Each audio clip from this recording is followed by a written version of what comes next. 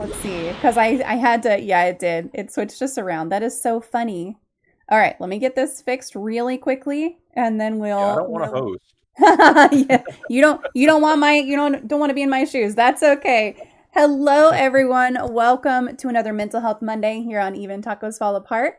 I am joined by Dr. Mark Hicks and very excited to bring you this conversation tonight. We are going to be talking about how to build healthy, thriving relationships. So if you are just joining and you're just tuning in and you have a question related to relationships, go ahead and pop that into the question queue, which I believe I did. Yes, I did open. So feel free to pop that in, and that's exclamation point Q. Follow it with your question. We'll make sure to get it asked while we are live here today. But Mark, thank you so much for taking the time to join us and have this conversation. Oh, I'm thrilled to be here. Thank you. Absolutely. I'll tell you a little bit about Mark and then we will get going right through this. Dr. Mark Hicks is an author, ghostwriter, speaker, counselor, and relationship specialist. His passion lies in unraveling the mysteries of love and relationships, digging deep into what makes them tick. Mark firmly believes that healthy relationships are the cornerstone of a fulfilling life and career, and he loves sharing insights that change lives. That's why Mark poured his heart and soul into his book, Learning Love, Building a Life That Matters, and Healthy Relationships That Last. In Learning Love, he teaches the 5 components of love that anyone can learn and practice to build healthy, happy, thriving relationships, regardless of their relationship experiences so far. In a world that's too often gripped by loneliness, dysfunction, and trauma, Mark offers hope and guidance for those seeking deeper connections. And if you are looking to connect with Mark, I'm going to post his website in the chat. Feel free to visit him on his website. He's got his socials and everything linked there, as well as some exciting information about his book. You want to share that at the top, and we'll share it later too? Absolutely. Yes, the book was originally self-published on Amazon. That particular version is no longer available because it was just picked up by Morgan James Publishing, a New York publishing firm. They will be making pre-orders for the republished book available in November, and then it will launch nationwide wherever books are sold in June of 2025. And so I'm just thrilled that that is taking that next step and broadening the reach of this message. Yeah, so if you're listening to this after November, go make sure you pre order. And if you're listening to it after June of 2025, make sure you go buy a copy. That's exciting to go from being self published to having a publisher actually pick it up and work with you. That's awesome. Are you making significant changes to the book with the publisher? No, just a few tweaks here and there, but nothing significant. Yeah, yeah. That's really exciting. Congratulations on that. Thank you so much. Yeah, I'm thrilled. Yeah, yeah. I am sure. Hey, 488, if you have any questions tonight, feel free to pop them into the chat. Good to have you here. So, Mark, you hold several degrees. You hold a master's degree in mental health counseling, a master's of divinity, and a doctor of ministry. What about your life experiences kind of drew you to those fields? What made you become interested in specializing in both mental health and religion and spirituality? Yeah, my career has kind of been that twofold path of counseling and ministry, of psychology and spirituality. And sometimes that's taken separate paths. I've worked in hospitals, I've worked in clinics as a counselor, I've also worked in churches and nonprofits and mission organizations in the ministry field and spirituality. And sometimes they've crossed paths. For instance, there were several years that I worked as a director of a recovery organization, recovery group that was involved in addiction recovery, but also divorce recovery, dysfunctional family. We kind of took the approach that everybody's in recovery for something. No one gets through this life without scars. And so we really had a program that was for everyone, dealing with just the tough things of life. And that involved both my counseling background and the spirituality and theological background. And that all really culminated in writing this book, because both from a spiritual standpoint, a theological standpoint, psychology, counseling, love and relationships brings that all that together. It's the core of who we are in the deepest part of our soul. And everything about us is about having that love and relationship element of our life be healthy, happy, thriving. When we have that, we have it all. Yeah. I think it's really neat that you kind of found those paths crossing with mental health and also religion. I think a lot of the time those things not become mutually exclusive, but a lot of the time, if you're highly religious, you're like, oh, well, we're not going to go to a therapist or anything like that. We're going to deal with everything within this. So it's really neat to see that you have, kind of higher degrees in both at the same time. That's fascinating. Yeah, I would greatly disagree with anyone who says if I'm religious I can't go to a counselor. I would strongly advise everyone to go to a counselor, and that does not negate your religion or your prayer life or anything Yeah. of that nature. They can go hand in hand. Now, I know that that's not everyone's going to agree with that right off, Yeah. but I've been able to merge those two quite well in my career. That's great. Yeah. And you can. You absolutely can. That's wonderful. So, what do you enjoy doing when you're not busy working or writing or sharing your story on shows like this? Well, one of the primary things my wife and I love is to travel, and we've got kind of developed that into a little side business because she works online as well, and I work as a full-time writer and ghostwriter and speaker.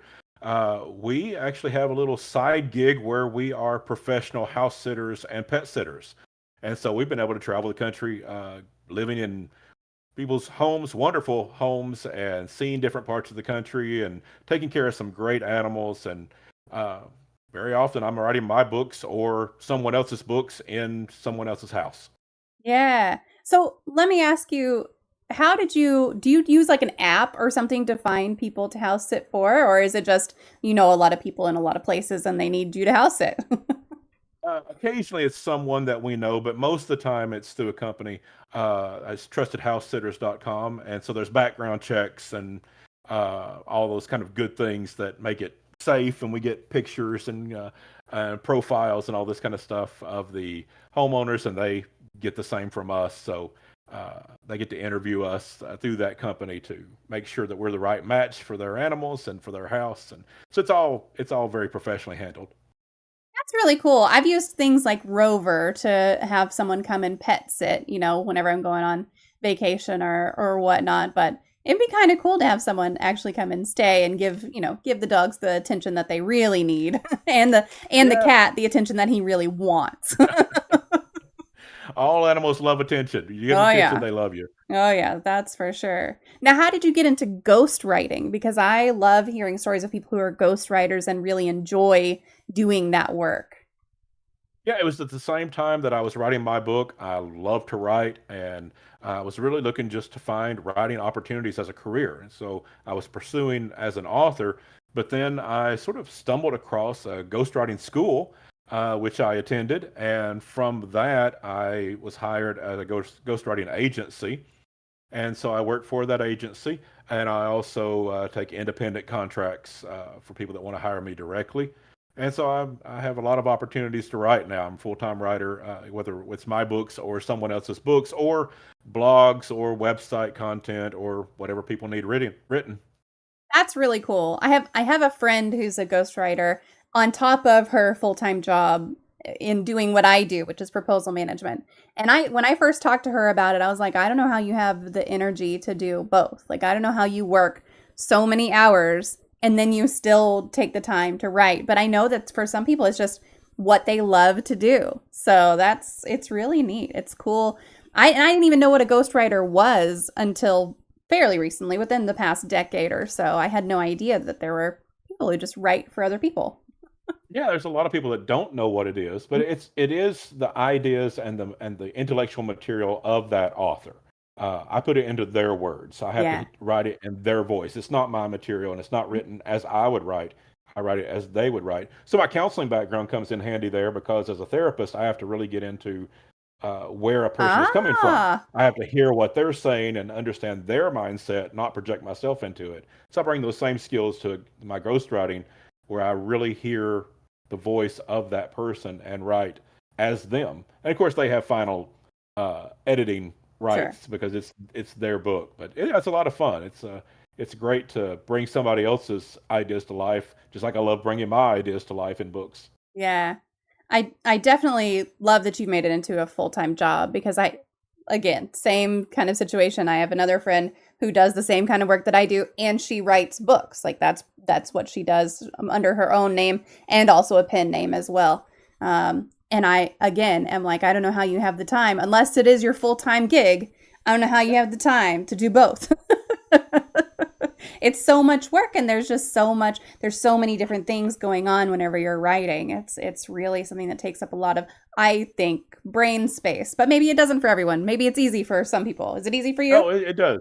It no, well, I enjoy it, but yeah, it does Yeah. take a lot of brain space. It takes a lot of creativity, but I just love doing it. So yeah, I get a kind of a rush out of it at the same time. Yeah. I love that. Well, switching topics a little bit, do you have a true crime story that fascinates you? Uh, that's a great question. I think mine probably would be a little old school. Back in the 1960s, there was the Charles Manson and the so-called Manson family, and made famous in the book and the movie Helter Skelter. Uh, and I think that one always fascinated me that they took that family moniker upon themselves and thought of themselves as a family, uh, even though it was just utterly horrific, the kind of things they did, and the obviously Charles Manson brings his insanity to that group. Um, but as I have developed, particularly in my book, writing about love and relationships, it just goes to show that this is something people need. Love and relationships is a human need, and when it is not met, things can happen that are that bad, that are that horrible, almost unimaginable becomes reality because people are craving that love and belonging and a sense Yeah. of community. And when they don't get that in the right way, they will get it in the wrong way. Well, and there are entire other cults, not necessarily the Oh, Manson sure. cult, but there are plenty of other cults that are based around love and finding love and Yeah. preying on people who are trying to find love. And Yeah. yeah, it's one of those needs that you really kind of, if you're not having it met, you're right. You could definitely get into some hot water a little bit. Yeah, it becomes scary if we don't have that met in the right way. And not everyone who comes from a bad background, of course, is going to end up there. Yeah. But it just goes to show that there is no limit to the horror that can happen if we don't emphasize love and relationships in our culture. Yeah. And that's a perfect segue because now I want to talk about why do you believe relationships are so foundational to success and happiness? Why is that? My book is titled Learning Love. The subtitle is Building a Life That Matters and Healthy Relationships That Last. That is a quote from one of my counseling professors. He used to always tell us every client you see, everyone you meet, anyone who comes to you for help, they are all looking for the same thing. They'll have their unique story and their unique journey, but they're all looking for the same thing. Everyone's looking for a life that matters and healthy relationships that last. And that's not two different things. That's two sides of the same road. Because if we have healthy relationships that last, we have a life that matters because we matter to those people and we matter in those circles. And that's a life that matters.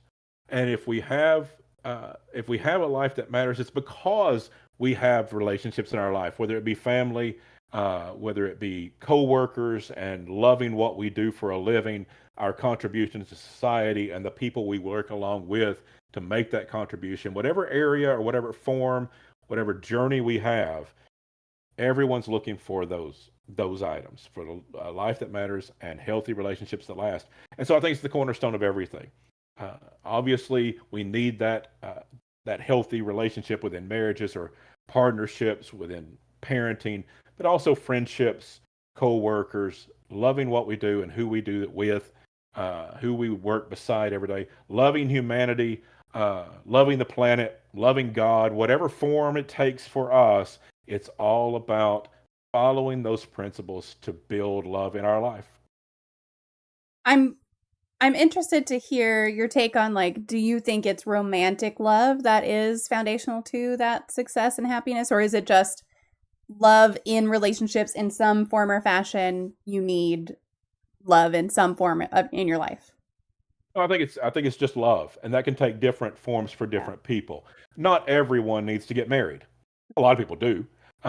Some people shouldn't. I did, and I There's shouldn't have. I'm divorced now. yeah. Well, I had a divorce early in my life. I ended up in a very toxic relationship. I didn't always know what I know now. I'm Well, happily married. exactly. Yeah. Yeah, and I'm happily married now, and I often say I've had a bad marriage and a good marriage, and good is better. We need to work at that. But not everybody wants to get married or should get married. Not everybody wants to be a parent or should be a parent. Um, but everyone needs somebody. They need some way to contribute to life. And so it may be their career and their coworkers that are their family in a sense. It may be their work in a church or in a charity or some place that they contribute and the people they work alongside to make that contribution. You can build that life that matters and have healthy relationships that last in a lot of different ways. This is not a stereotype of a certain life that people have to live. It's the principles that we live in whatever area that we find fulfillment. Yeah. And it Can may be you more than one. It may be all the above. Yeah, right, right. I mean, it's definitely there have been times where I'm like, I truly love the people that I work with, and there have been times where I'm like, I truly do not love the people that I work with.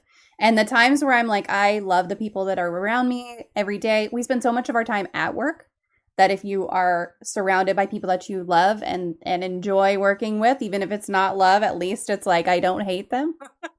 It makes a It's just, huge difference in your just work life balance and uh, satisfaction as well. yeah, obviously it's a different kind of Yeah. relationship when you're talking about a marriage versus a coworker. Yeah. But as you said in the introduction, I teach the 5 components of love, and those 5 components apply to any form of healthy relationship, any form of love, whether it is appreciation for our coworkers, a friend, a neighbor, or family member or spouse, or whoever it might be. The same components apply to all those relationships. Well, let's talk about those components. So there's 5 components. Can you kind of walk us through what those are and how do they apply to those all those different types of relationships? Absolutely. The first component of love is grief. And that one usually surprises people because when we talk about love and relationships, people assume we're going to talk about bubblegum and butterflies and everything's sweet and beautiful. And that is true. That's part of it. We don't ignore that part. But if you speak to someone who has emotional barriers, they keep people at arm's length, they're defensive, they're frustrated with their relationships, and they don't let people into their life, that's a person that's been hurt. They will tell you a story of when they were hurt and they lost trust in relationships and they put up those emotional barriers. If we don't know how to grieve, we are not going to be successful in relationships because you don't get through this life without scars. Everyone gets hurt along the way. Life is going to be difficult at times. And some things are so painful that they can leave a hole in our heart. But what I want people to know is that you can live a really good life with a hole in your heart. And that's what grief is. Grief is learning to live a good life with a hole in your heart. Because we can't go back and fix some things, but we can learn to stay connected, to be in relationships, to lower those barriers, and to know that we have a comeback story. That yes, we're going to get hurt along the way. That's the nature of life. That's not being pessimistic. There's good things in life too. But the reality of life is there's going to be some pain along the way. And our comeback story is the grief process that allows us to heal to a place we can stay connected. That's a vital part of every relationship because we're going to get hurt at work, we're going to get hurt at family, we're going to have pain along the way, disappointments, and knowing how to grieve is the way we heal enough to stay connected. So that's the foundational and first component of love. The second one is emotion. This is the bubblegum and butterflies. This is the sweet and beautiful. That's the There one it everybody is. knows. I knew we'd get to it, and that's the emotional connection. And we are all looking for that emotional bond that we have with friends, with family, with coworkers, of knowing we're in this together, and loving being together. And that's very easy for some people to make those emotional connections. For other people, it's not. Some people are more reserved. They're more cerebral. Uh, they just don't express emotions as easily, and that's okay. There's different personality types. It's always a practice. Just try it. You'll get better. It's like every other practice. For those that comes natural, I don't have to say anything. You know how to make emotional connections. But for those that it's difficult, just try it. Just work at it. Learn to say I love you. And if you come from a certain background where that word is loaded, where it was abused, and love has a bad connotation, say things like "I appreciate you" or "Thank you" when somebody does something nice for you. However you need to do it, practice showing people in your life that you care about them, and make that emotional connection on whatever level you can. And like any other skill set, you'll get better. Yeah. The third component is practicality. For those people that don't show emotion as easily, they love this one. This is how we live life together well. This is the communication skills, which is a learned skill set. These are things like particularly if you're a married couple or in a partnership where you live together, you need to be able to work together on things like finances. That's part of the loving relationship. That's part of a healthy relationship is working on your finances together. Dealing with mental health. Things like depression and anxiety not only take a toll on us personally, but takes a toll on our relationships. And these are treatable conditions. There is help for those things. And so getting the help we need to be healthy is part of our practical component of relationships. You may have heard people say, well, I love them, but I can't live with them. These are the people that have made emotional connections in the second component, but they've missed the third component. They have Gotcha. not learned to live together well in a practical way. And so that practicality becomes very important. Emotion brings us together, practicality keeps us together. People that are together in whatever form the relationship is, they've been married 50 years, they've worked together for 40 years, they've been neighbors for 30 years, whatever it is, if they're happy in those relationships, they've learned practical ways to live together well. So the fourth component then is acceptance. And this takes two important forms. One is we have to accept other people, obviously. People are not going to be perfect. Now, when I say that, abuse is not allowed. One of the things I talk about in the practicality chapter in my book, some relationships need to end. And people are surprised when I say that sometimes because I'm a relationship coach, but abuse is not allowed. So we don't allow abuse, but within reasonable limits, people are not going to be perfect. They're going to make mistakes. We have to accept them anyway. But the more important one is we have to love and accept ourselves. Brene Brown's done some incredible research and written some great books in this area. There's other people writing this area too, but she's very notable at this point of bringing this to attention that you cannot love someone more than you love yourself. That's the limit. That's the ceiling. Because love is not a commodity like something like money. If we need more money, we can get a second job. We can take out a loan. We can, borrow money from friends or family, perhaps. We can steal money, but don't do that one. There's lots of ways to get money. Love is different. Love is organic. It has to be grown within us in order to give it away. And some people get this reversed. They think that, well, if somebody loves me, then I'll be validated and then I can give love. That's not how it works. We have to love ourselves and accept ourselves first. And if we don't do that, then we're not growing that capacity to give love away. A lot of people miss this one because they're so caught up in the emotional connection and even the practicality that they don't realize in order to love, you have to start with yourself. You have to love yourself first. And the fifth component is passion. Now, when we say passion in the sense of love, we often think about intimacy and romantic relationships, and that's part of it. But what we're really talking about here is a passion for life, of enjoying the ride. Now, of course, sometimes life is serious, and that's why practicality is the third component of love. And sometimes life is tragic, and that's why grief is the first component of love. We're not forgetting those things. But let's not forget about enjoying life. Passion becomes the wind in our sails. It becomes the fuel in our engine. And what that really comes down to, the secret ingredient to passion is fun.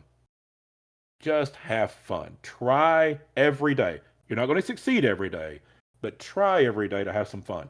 Enjoy your life. Enjoy the people you're with. Laugh together.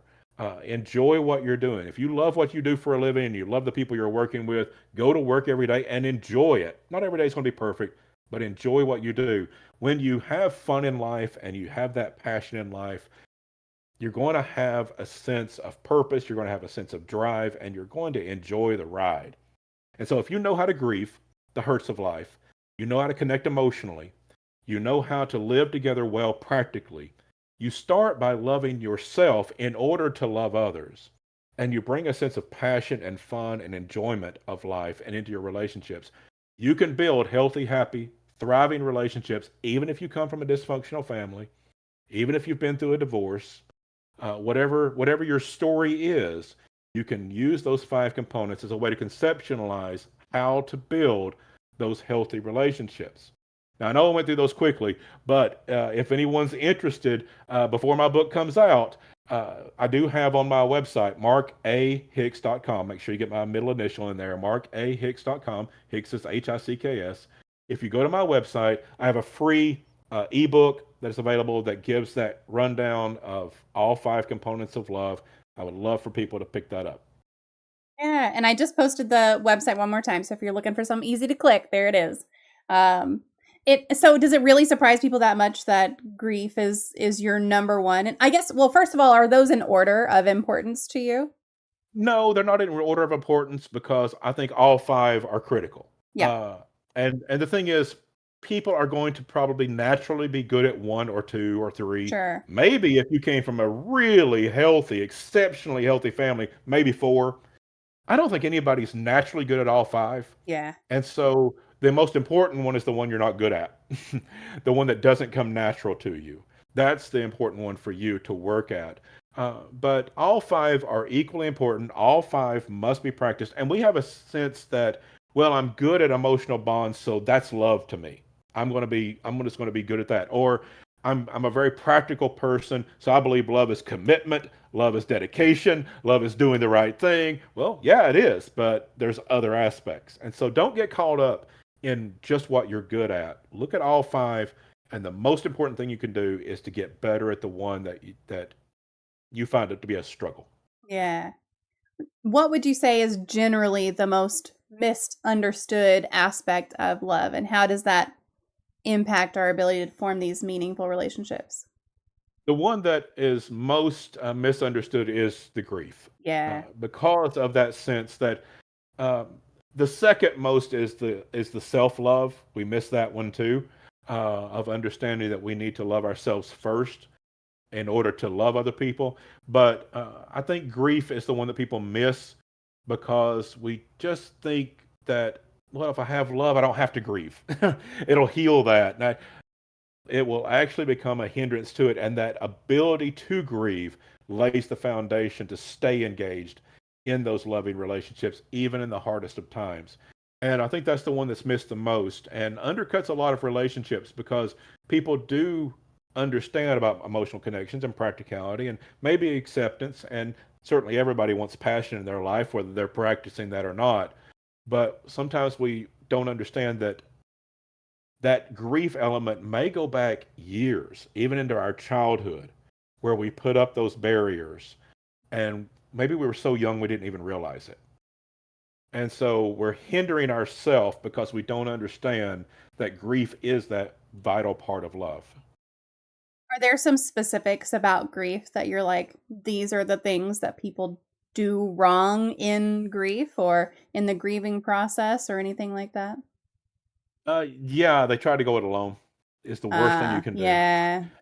Everyone should be in counseling. Now, I get pushback on that statement because some people think, well, I don't need to be in counseling. Everybody should be in counseling. Now, maybe not every week, but find a counselor, a therapist, a coach, someone, particularly if you're going through times of grief or if you have been through it years ago and haven't worked through it particularly well and it's still haunting you. Don't try to go it alone. If we have a physical ailment, illness, injury, we're going to go to a doctor. Right. If you have a toothache, you're going to a dentist. If your car doesn't start, you're taking it to a mechanic. If you have water issues in your house, you're calling a plumber. We have all these professionals that we use in our life to help us.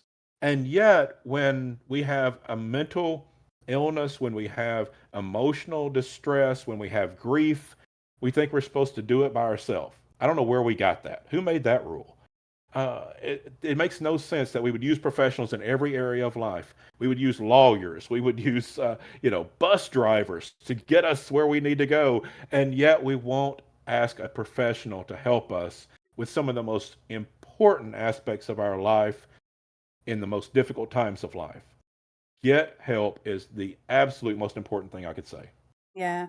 I haven't talked about this in a little while on here, but I definitely feel like more people could treat therapy and mental health care as the like kind of the similar to the dentist, where you go every 6 months whether you have a toothache or not.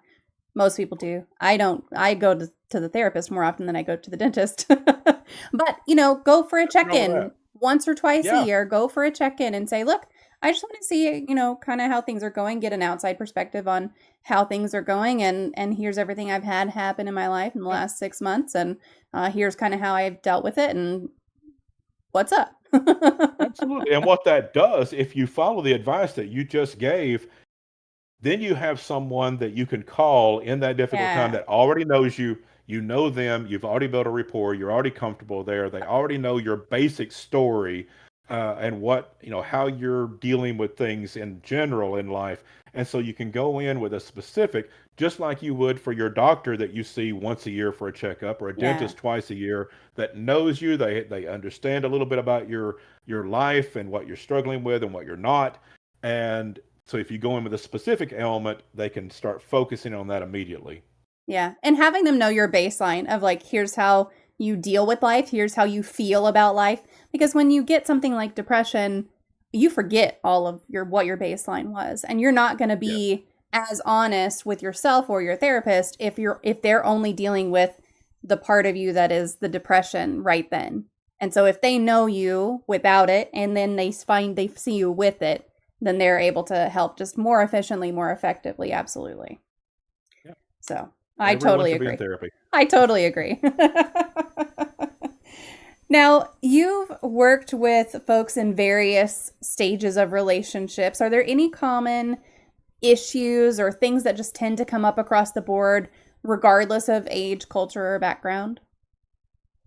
Yes, one primary aspect that affects really everyone of every background, every culture, is that family is the primary place we learn relationships. And sadly, that's very often a terrible source. Yeah, There it are can lots of be. dysfunctional families out there. But the number of people that will say, well, that's just the way I was raised, and use that Oh, as a yeah. validation to live their life a certain way. And that's not restricted to one culture, or one background or one ethnic group. I've been a lot of places in the world, and everyone is looking for that life that matters. Everyone's looking for those relationships that last. But the way people go about doing that is usually, there's some exceptions, but usually they've learned it from family. And that's not a good idea, even if you come from a very healthy background. I was very fortunate. I had a wonderful childhood. I have loving parents, treated me great. I still ended up in a toxic first marriage. And one of the problems is when you come from even a healthy family, every family has its own quirks, its own oddities, its own ways of doing things that are sometimes just plain weird. And that's okay. That's part of the charm. But when I take my, you know, strange, odd quirks that are just plain weird, and I go out into the world and meet people in the workplace or in dating or in neighborhoods or churches or charities or wherever we meet people, and they have their quirks and oddities and things that are just plain weird. They don't always match up very well, Right. even for people that are basically healthy. That's best case scenario. That's when we all come from good families, good, healthy families that treated us well and taught us basically what love is. And so, using your family as your benchmark, as your exclusive guide, is common in every culture, in every background, in every age group, and it's really a bad scenario. We need better. And that's not to criticize family. I love the idea of family, but it's the realization that one, even if they were healthy, you've got to still have a lot to learn. And two, if they weren't healthy, if they were toxic, if they were abusive, You do not want to follow that way of thinking. So love your family, appreciate them, care about them. Don't emulate them.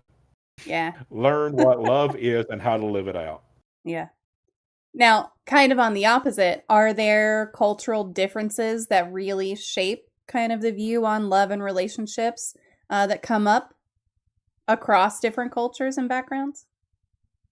Interestingly, there's a lot of things that divide us as human beings and cultures. We divide ourselves along religious lines and along political lines, and a lot of other ways that we find a way to divide ourselves Yeah. and to fight with one another.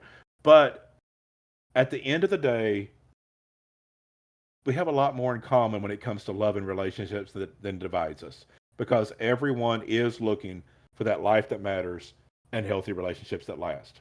Again, everybody has their unique journey. We may end up in different religions and different ethnic groups and different ideas and different political affiliations and stuff like that that may end up causing us to not always get along with one another, but we're all still looking for that same thing. And so love and relationships tends to divide, or tends to bring all of those different divisions together into one single goal. We want a life that matters and healthy relationships that last. And so if we begin to understand that, some of these other divisions aren't quite as important as we make them sometimes, because we're really all wanting the same thing. Yeah. Yeah, I mean, love is kind of the thing that everyone wants, right? Like Yeah, even it's what everybody's even if looking for. you're yeah, even if you're from a culture that doesn't emphasize love or anything like that, it's still something that Yeah. you're seeking out as a human. It's something that you're looking for. Yeah, it's part of who we are, just as human beings. What's a common mistake that people make when they're trying to improve their relationships and how can they avoid it? The most common I've already mentioned is trying to go it alone, trying to, uh, you know, avoid going to therapy and getting help. Always get help if you're trying to improve relationship. But beyond that, uh, when you are trying to improve a relationship, it's really easy to focus on what's wrong with the relationship and have a list of things you want different, particularly what you want your partner or the person you're in conflict with or the group to do differently. And if they would just get their act together, everything would be fine. Uh, that may or may not be true.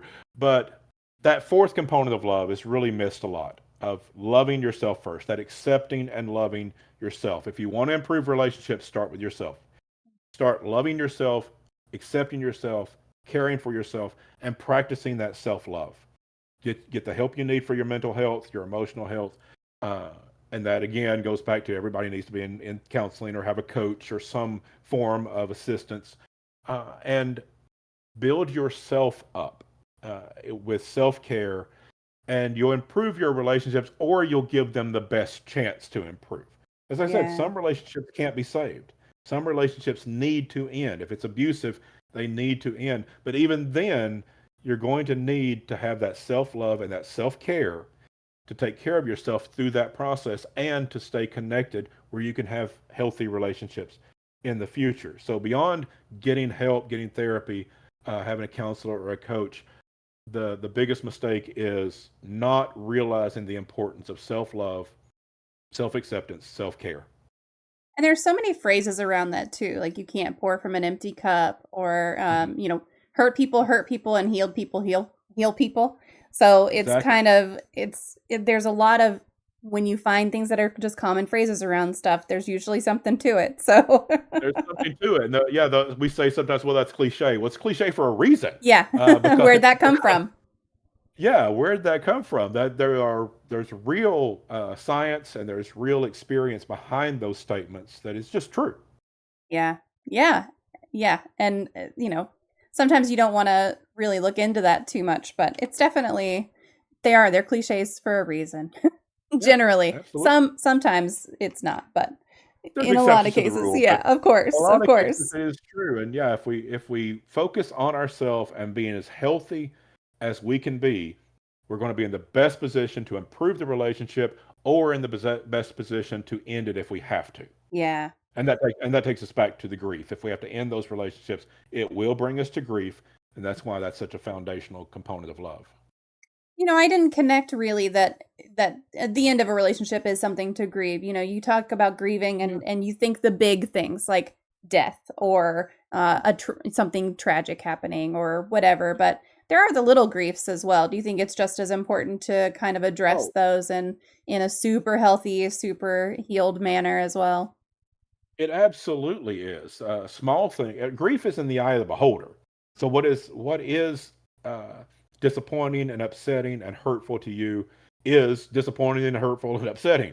It Yeah. may not be someone else, but losing a job, financial setbacks, not getting that promotion, um, you know, decisions our kids might make, especially our adult children, when they can make their own kids, may really cause us grief because we worry about the path they're going down, that we Yeah. may not be able to stop it.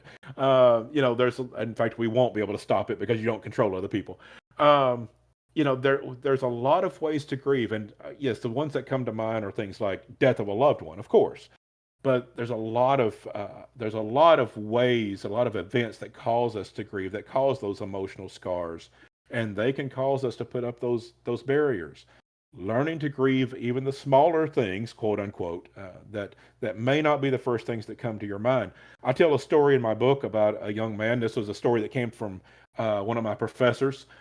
He told the story of a young man who developed a crush on a young girl, as young guys tend to do at a college age, and he wanted to ask her out. The problem was he knew she was out of his league, way out of his league. But he just was so head over heels that he wanted to ask her out. And he finally got up his courage.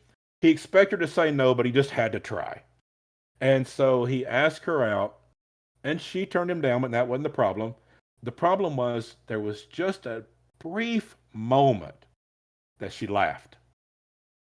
She had Uh, just a chuckle. When he asked her out, she just chuckled just for a second and then stifled it and politely turned him down. But that was all it took.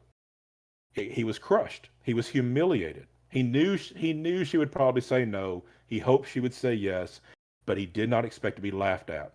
And he said to himself in that moment, "No one will ever hurt me like this again." And that became a solemn vow that he didn't remember consciously, but he remembered in his soul. yeah. Fast forward 25 years, his wife, he's got kids, he's got a successful career, he's got a wife. His wife comes and says, "We're going to go to therapy or I'm leaving you. I have lived alone in this marriage for too many years. You won't let me in. You won't connect with me. You've been distant all these years. I've tried to connect with you in so many ways and I'm done. We go to therapy or I'm leaving." He didn't want a divorce, so he went to therapy. And long story short, it came out that it all went back to that young man who was so hurt being laughed at, even just for a moment, by a beautiful young girl and swearing he would never be hurt like that again. He had kept everybody out of his life ever since then. Wow.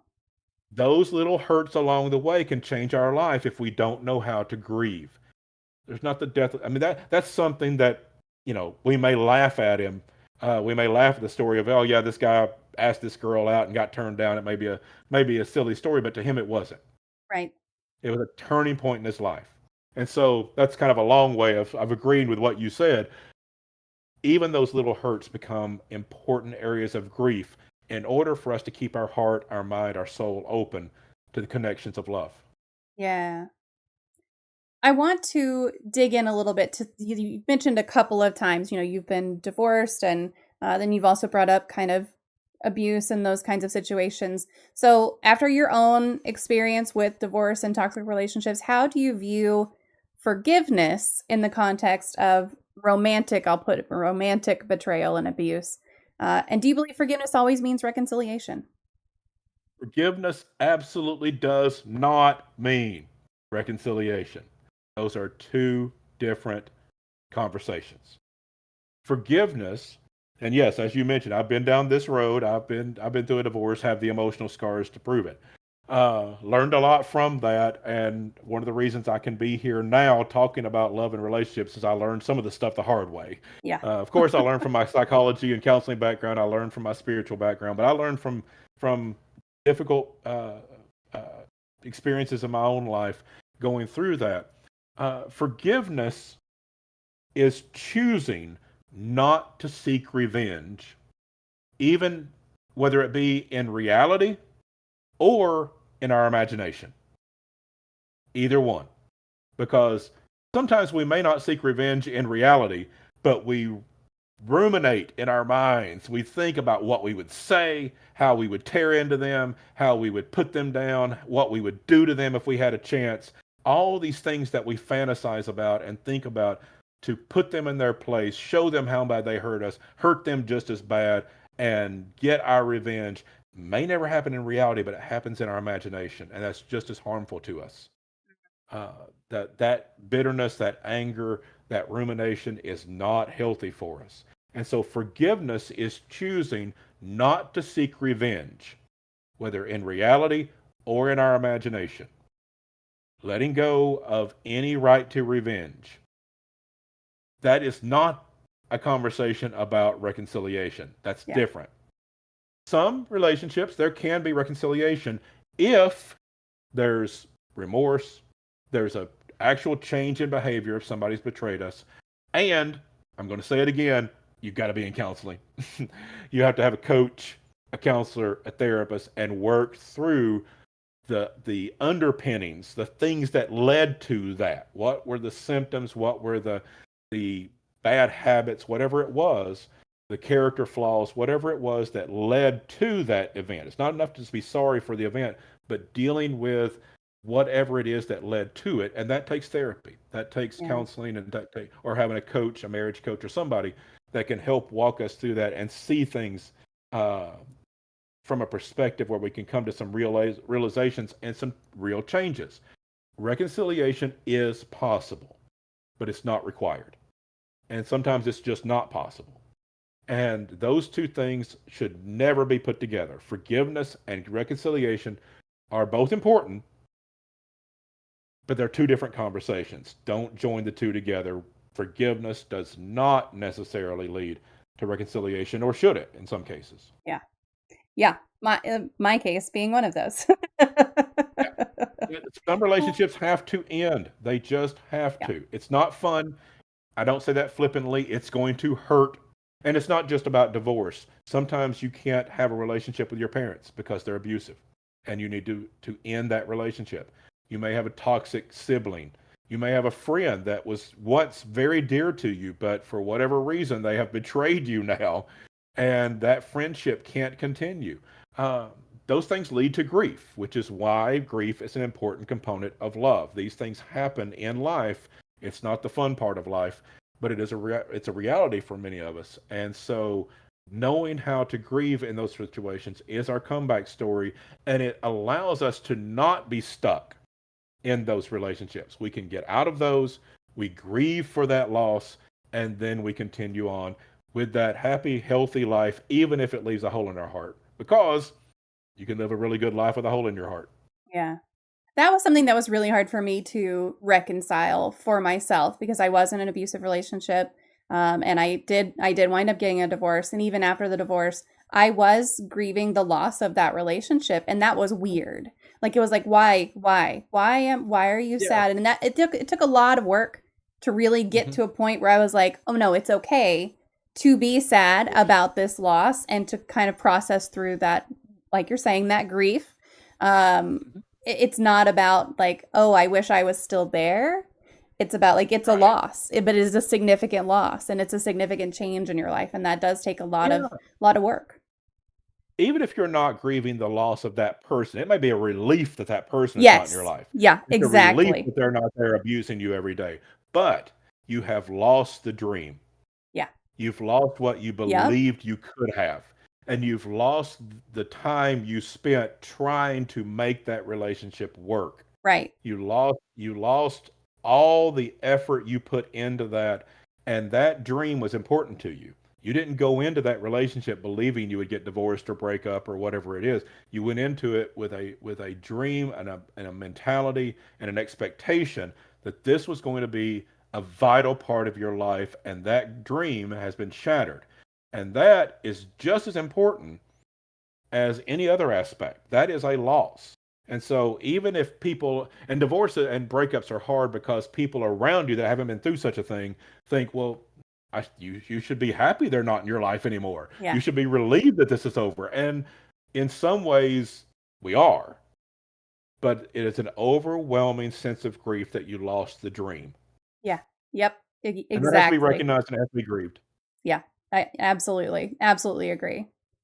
Yeah, and I mean, even now, I still talk about my story pretty extensively, and it's like I can talk about all of this, and it would be weird to say, but I grieved the loss of that relationship at the time, and it's like, but it was so bad. How could you?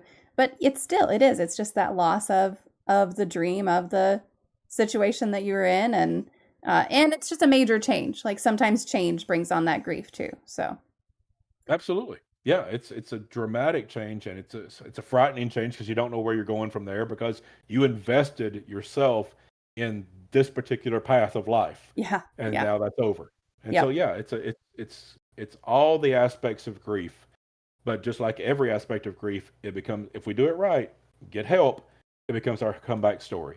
Yeah, It is the way of healing. absolutely. Absolutely. So we've talked a lot about kind of the like what do people do wrong? What are some practical steps that people take on a daily basis to really nurture and maintain these healthy, long-lasting relationships? Yeah, of course, all five of the components are important. We should practice all five, but the one you can do every day is the passion. Get up in the morning and look for the fun. You won't find it every day, but it'll be there a lot of days if you look for it. And one of the reasons that's so important is because our brains are not wired up that way. Our brains are wired up to look for trouble, because if something bad happens, we'll remember that forever because our brain files that away to say, don't go down that path again, it hurts. We always remember that. Our brain is not wired up to remember the good things the same way, because if we don't go down that path again, so what? We just missed on something good. We're not going to get hurt. We might find something else good. And so it's not wired up to automatically enjoy the day. Yeah. It's wired up to avoid the trouble, the bad, the hurt. And so, in order to practice passion, we have to sort of overcome our natural instincts and think on a higher level and wire ourselves differently so that we are looking for the good and we're looking for the fun and the enjoyment and the things to be grateful for. Our brains won't do that naturally. So we have to learn to do it. We have to teach our brains to do it. And so if we do that, that's something we can do every single day. Hopefully, we're not going to be grieving every day. Hopefully, we're not going to be worried about how do we make an emotional connection every day. That'll come pretty natural if you're in a good, healthy relationship. Although always need to be evaluated and working at it. We can tweak it. But it's that area of passion that really feeds everything else, that feeds those emotional connections and even the practicality and the self acceptance. If we enjoy our life, we enjoy what we're doing, we enjoy the people, it's easier to accept ourselves in the midst of all that. And so the thing we can practice every day, get up in the morning and find the adventure, find the fun, find the enjoyment, find what you love about the day, and really focus on enjoying it. That makes me think of the conversation we had last week was about laughter yoga. I don't know if you've Yeah, heard of laughter yoga. I had not I have. heard of laughter yoga. But it's just one of those things like if you don't know what's going to be fun in your day, you can make something be fun in your day. Yeah, absolutely. There's actually been some studies that our brains don't really make a huge distinction between laughter that is spontaneous and Yep. laughter that is voluntary. The brain doesn't care, it's just laughter.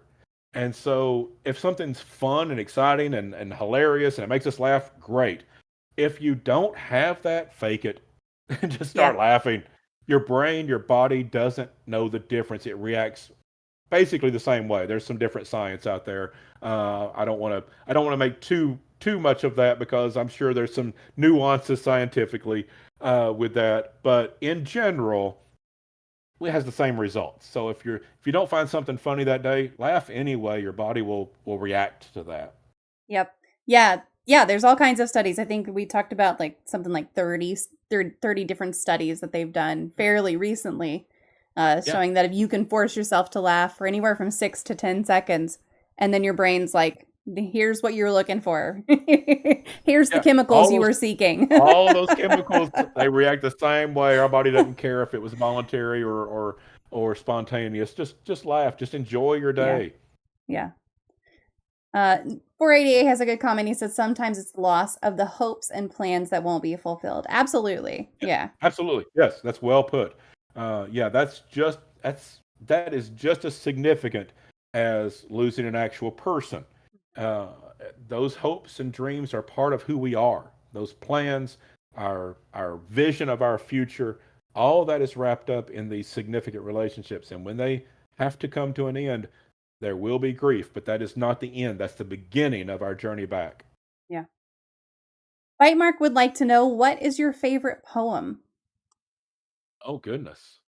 I don't read a lot of poetry. Or favorite song? I happen to know she'll accept favorite songs as a poem. Oh gosh, now I do know a lot of songs, but I'm not sure a favorite will come to mind. That's a good question. Um, yeah, I'm going to draw a blank. I, That's okay. although I don't know a specific poem, but I'm going to be embarrassed because I've forgotten the young lady's name. But she spoke or she read a poem at the presidential inauguration, and she's done a couple of things since then. A young African American lady who's just an amazing poet, and I don't know if I can't name any of her poems, but every time I've seen her, I've just been mesmerized. I think she's an amazing poet. As someone who's not read a lot of poetry, I think she's amazing, and I wish I could recall her name right now, and it won't come to me. That's okay. If you think of it later, you can just send it to me and I'll stick it Okay. in. I'll stick it in. Okay. I was just having a conversation this weekend about, like, different music and stuff, and I'm like, I can't pick I can't pick a favorite. I can't pick a favorite in so many That's different my ways. Yeah, that's my struggle. I love so many different styles of music and genres of music, and I've been a singer myself a little bit, amateur singer, and sometimes a semi-professional singer. And I've done a lot of different kinds of music. I just love it, and so picking a particular song, I don't even know how. It's just I Yeah. love music. Yep, absolutely. What is your favorite life hack? I do a lot of traveling, as I mentioned earlier, and so one of the things that I think is really helpful if you're a traveler, particularly driving, download more than one GPS Oh, yeah. because they're all wired up a little different, and so they show the traffic patterns differently. Sometimes one GPS will not even know there was a traffic jam, and another one does. And so I have one on my car. I have two or three on my phone. My wife has two or three on her phone that are different than mine. And so if we get stuck in traffic, or particularly if you're driving on holidays where it's going to be a lot of traffic and probably accidents, unfortunately, uh, plug that into two or three different uh, GPS systems and see where those traffic patterns may be a problem, because they'll all usually be a little bit different. Yeah. You know what? Same thing with weather apps too, because I had just a few weeks ago, I looked up the pollen count, and it on the app that I have on my phone, it said there is no pollen, no grass, no ragweed, no tree pollen. And I was like, I'm calling bullshit. So I looked it up Yeah, on another website, and sure enough, it was like the pollen in your area is high today in all three categories. So I don't know what that one app's problem was, but it yeah, was wildly inaccurate. So I believe it on the traffic apps. I believe that could absolutely be beneficial to have more than one for sure. yeah. Well, You can't it have too many. it is time for the magic moment of the stream. So if you could wave a magic wand and eliminate one common opinion or misconception or theory surrounding mental illness, disabilities, or talking about mental health, what would it be? It would be the fact that we don't talk about it. When I lived in the Czech Republic, I lived in Prague in the Czech Republic for about a year and a half, and I learned very quickly that while here in the United States, if you say "How are you?" or "How you doing," uh, the person will say "Fine," Yeah. or "Doing okay," or some kind of just flippant comment like that. In the Czech Republic, if you ask a Czech person "How are you?" they will tell you. Do not ask the tech person that unless you have time to talk, even a perfect stranger. I made that mistake a few times when I first got there, and I had these long conversations I didn't always have time to have because they will tell you. And Yeah. if they're having a tough day, if they feel depressed, if they have struggles in their life, whatever it is, they will say that because you ask, "How are you?" They're going to be honest about it, and I grew to love that. It was different at first, but I really grew to love the idea that we could just say how we're doing, and that was a good thing. And I wish we would do that in America. That if I could just magic wand something away, is this hesitation to talk about how we are, how we're doing, uh, and the struggles that we might be having. I don't mean you have to share your whole life story with everyone, but we'll share if we're having a physical ailment with perfect strangers sometimes, and standing in line at the grocery store, you might hear somebody talk about, yeah, I'm kind of dreading the surgery I got to have next week, or I got to take my car into the garage because it's been making this weird noise. People will talk about stuff in their life, but they won't talk about depression and anxiety and family struggles. And we all have to pretend like our families are perfect, even though most of them are very far away from that. None of them are perfect, and some of them are toxic, and some are abusive. And but we go on Facebook and all post things as if our family is, Hallmark. Um, we need to talk about things, and if we're going to say how are you, we need to be able to say how we are. I agree wholeheartedly with that. And I really think if more people were honest on social media, that it wouldn't be so daunting to kind of go on and see people's perfect lives on things like Instagram, because they're not. They're absolutely not perfect. And I honestly think a lot of the video platforms are helping with that a little bit because people will post less than perfect moments to things like TikTok. And it now Instagram is also kind of getting to be that way, although Instagram is still kind of that curated video feed instead of just people sort of video blogging their lives. But yeah, you can't take things at face value on anything that people choose to post because they are choosing to post. And if you're going to choose Exactly. something to post, you're generally not going to choose the darker side of things that everyone Yeah. has. Everyone has bad days, and you're not going to post about that usually. Well, I've lived a life where people are more honest with me than most because I'm a therapist, Yeah. I'm a minister. I have those jobs where people come and they're honest with me because they know I'm going to keep it confidential. But I can tell you from talking to a lot of people over the years, both as a counselor and as a minister, as a coach, and a lot of different aspects in different places of the world, everybody's struggling. Yeah. If you think your family is the only one that's crazy, you're wrong. If you think that you're the only one having relationship problems, you're wrong. If you think you're the only one that just can't seem to get it together, you are wrong. Everybody is struggling, and it's okay. It's a process. And that's what I always say with these five components of love. You don't have to be perfect at it. No one is. It's a process. It's a practice. Practice the five components of love. Your relationships will continue to improve and you can build those healthy relationships that you want. Yeah. Well, we have reached kind of the end of the official questions. So if anyone who is here has any questions, feel free to pop those into the chat. And Mark, I will just open it up for you to talk about anything we didn't get to, or you want to talk about your book one more time. And I'll also post your website while you're chatting. I'll post your website for everyone one more time so they can click through and get that ebook and pre-order whenever pre-order is available. But yeah, I'll just give you the mic for a little bit. Yes, absolutely. Go to markahicks.com.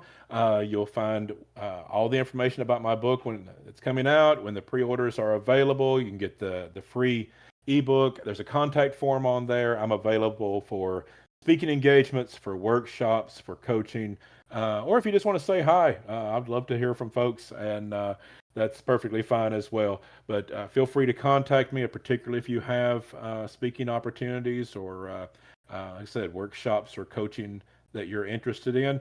I would love to hear from you. Absolutely. Well, thank you, Mark. I appreciate you taking the time and joining us here today. This was a beautiful conversation. Oh, it's my pleasure. Thank you for having me. All right, folks, give me just a minute to disconnect with Mark on offline, and I will be right back. Stick around.